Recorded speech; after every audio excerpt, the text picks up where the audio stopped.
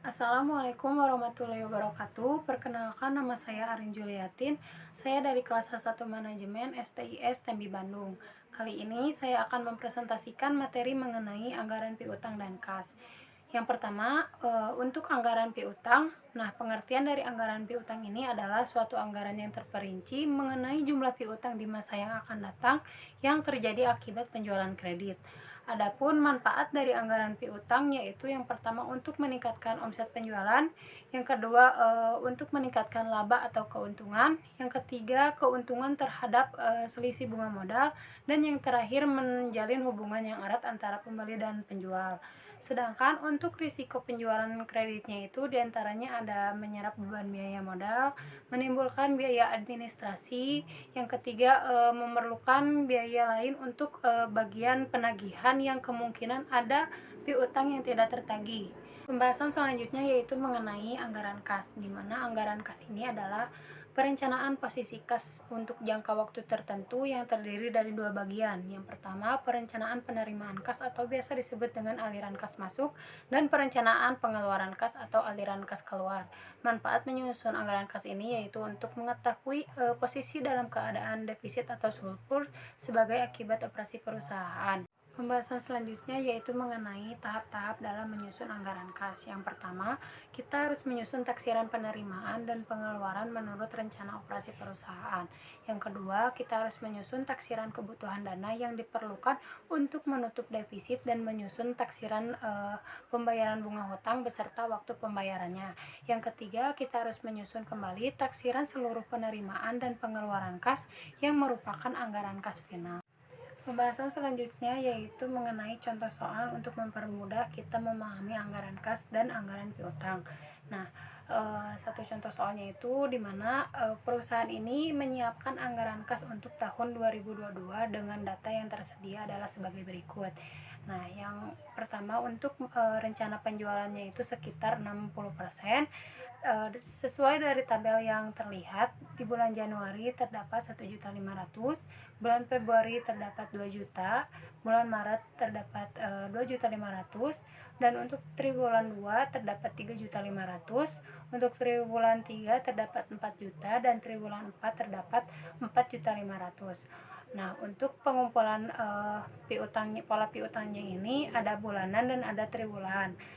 Dengan rincian datanya itu yang pertama 80% pada bulan penjualan, dan 8%, 4%, serta 2% untuk masing-masing satu bulan sesudahnya.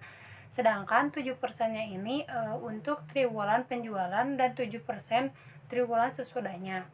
Untuk kerugian piutangnya ini ditaksirkan sekitar 1% dari penjualan secara kredit. Pada poin selanjutnya diketahui bahwa pengeluaran kas yang pertama ada dividen, di mana terdapat triwulan 2 sebesar 275.000 dan triwulan 4 terdapat 550.000. Dan poin kedua ada pembelian material, di mana pada bulan Januari terdapat 470.000, di bulan Maret terdapat 300.000, triwulan 2 terdapat 1.300.000, dan triwulan 3 serta triwulan 4 terdapat 1.350.000.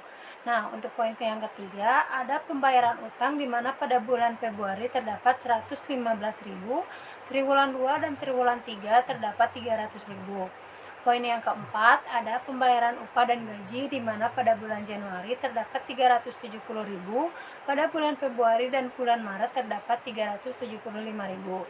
Lalu ada triwulan 2 di mana terdapat 1.370.000, triwulan 3 terdapat 1.150.000, serta triwulan 4 terdapat 1.156.000. Nah, untuk yang poin kelima ada lain-lain pengeluaran dari bulan Januari sampai bulan Maret yang diperkirakan terdapat 175.000, triwulan 2 sampai triwulan 4 terdapat 435.000. Lalu adapun lain-lain penghasilan, di mana pada bulan Januari terdapat 1.500.000, bulan Maret terdapat 900.000, pada triwulan 3 terdapat 270.000, dan triwulan 4 terdapat 450.000.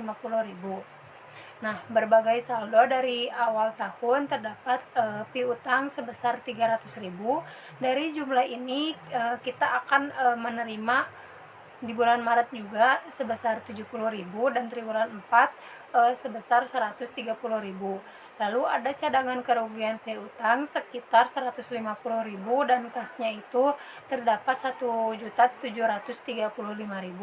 Nah, berdasarkan hasil data yang telah dibuat tadi, lalu kita itu harus mencari daftar penerimaan piutang, daftar penerimaan kas, daftar pengeluaran kas, lalu anggaran kas sementara jika saldo akhir yang dikehendaki sebesar 1.350.000.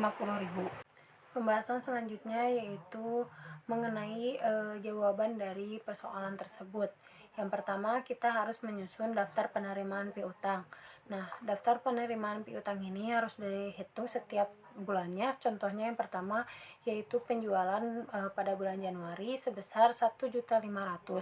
Nah, kemudian adapun penjualan tunai 60% dan hasilnya 900 yang didapat dari 1.500.000 dikurang 60%, sehingga menghasilkan penjualan kredit 600.000 dan dikurangi piutangnya 1% menjadi 6.000. 6.000 ini didapat dari 1.500.000 dikurang 1%, sehingga jumlah piutangnya yaitu 594.000.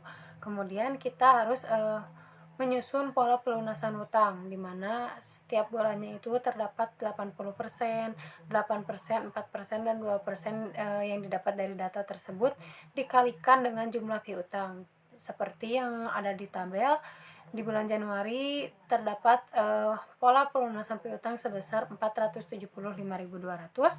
Pada bulan Februari terdapat pola pelunasan hutang sebesar 47.520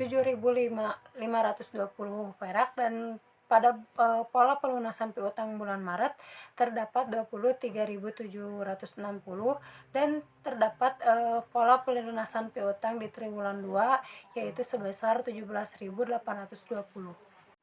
Selanjutnya, penerimaan piutang pada bulan Februari didapatkan penjualannya itu sebesar 2 juta rupiah, kemudian dikurangi penjualan tunai 60% yang menghasilkan 1.200.000, dan dikurangi 2 juta dikurangi 1.200.000 menghasilkan penjualan kredit sebesar 800.000. Kemudian 800.000 ini dikurangi kerugian piutang 1% atau 8.000, sehingga menghasilkan jumlah piutangnya itu 792.000.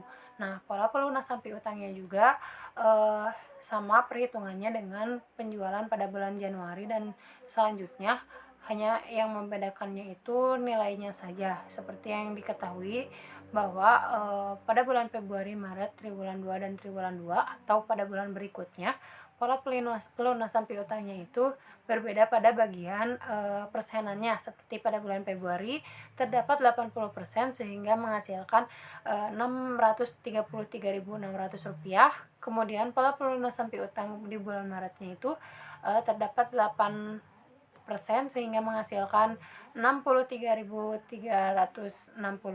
Kemudian triwulan 2 dan triwulan 2 selanjutnya menghasilkan 31.680 dan 23.760.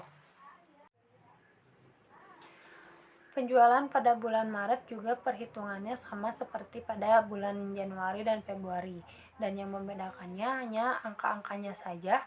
Seperti yang diketahui bahwa jumlah piutang pada bulan Maret ini terdapat 99.000 dan pola pelunasan piutangnya ini pada bulan Maret terdapat 792.000, triwulan 2 terdapat 79.200, triwulan 2 atau triwulan selanjutnya pada bulan selanjutnya terdapat 39.600, dan triwulan selanjutnya juga mendapatkan 29.700.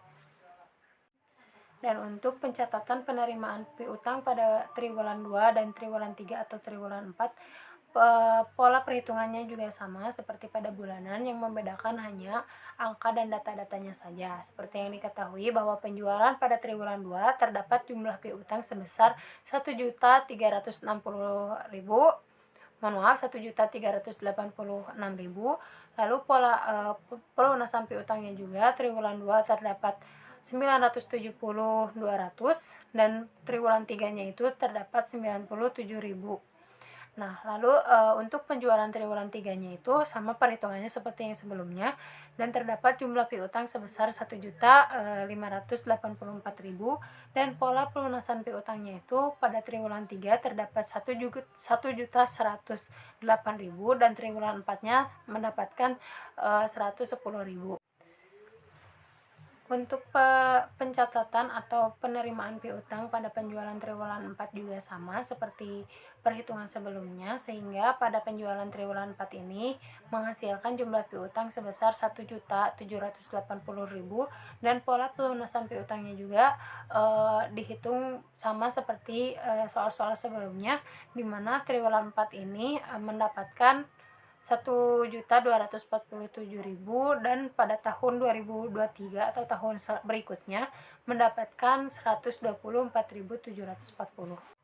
Yang selanjutnya kita menyusun daftar penerimaan piutang, di mana daftar penerimaan piutang ini kita hanya tinggal memasukkan data-data atau angka-angka yang tadi kita hitung di penerimaan piutang dimasukkan ke dalam daftar penerimaan piutang ini, lalu dihitung. Kemudian di situ ada tabel bad debit atau biasa disebut cadangan kerugian piutang. Lalu ada piutang neto atau jumlahnya itu diperoleh dari penjualan kredit dikurangi bad debit. Nah, angka-angka yang tadi sudah dihitung dan dari data tersebut tinggal kita masukkan ke dalam tabel ini, sehingga daftar penerimaan piutangnya ini pada bulan Januari kita mendapatkan 470.500, lalu pada bulan Februari sekitar 110.000 lebih, lalu pada bulan Maret kita mendapatkan 909.000, pada triwulan 2 mendapatkan 1.191.000, triwulan 3 mendapatkan 1.250.000, dan triwulan 4 mendapatkan sekitar 2.658.000.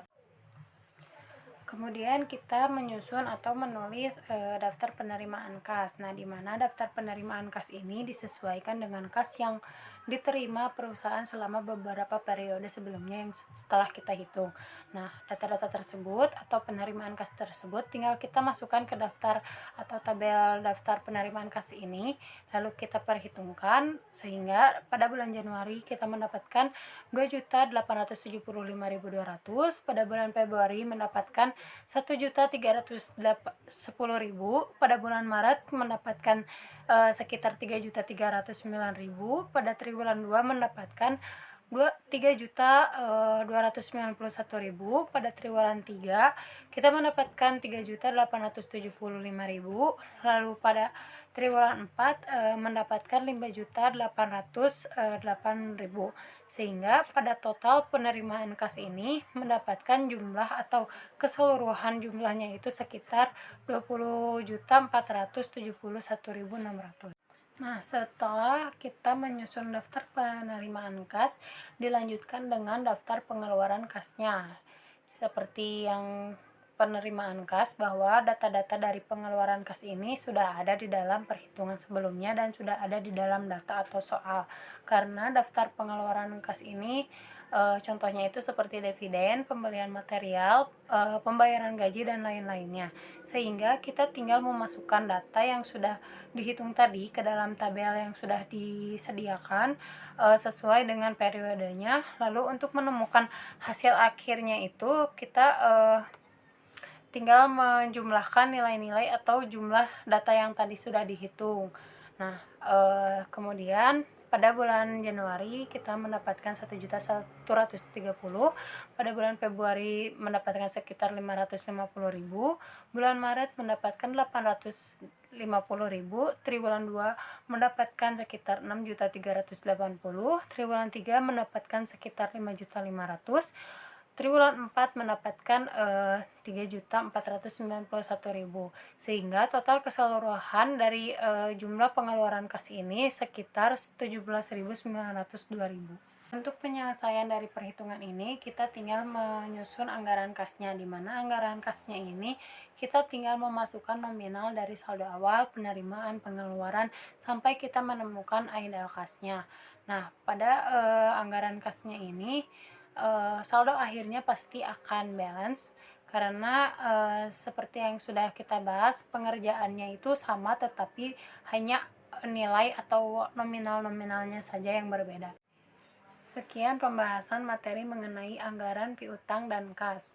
Mohon maaf apabila terdapat banyak kesalahan. Wabillahi taufiq wal hidayah. Wassalamualaikum warahmatullahi wabarakatuh.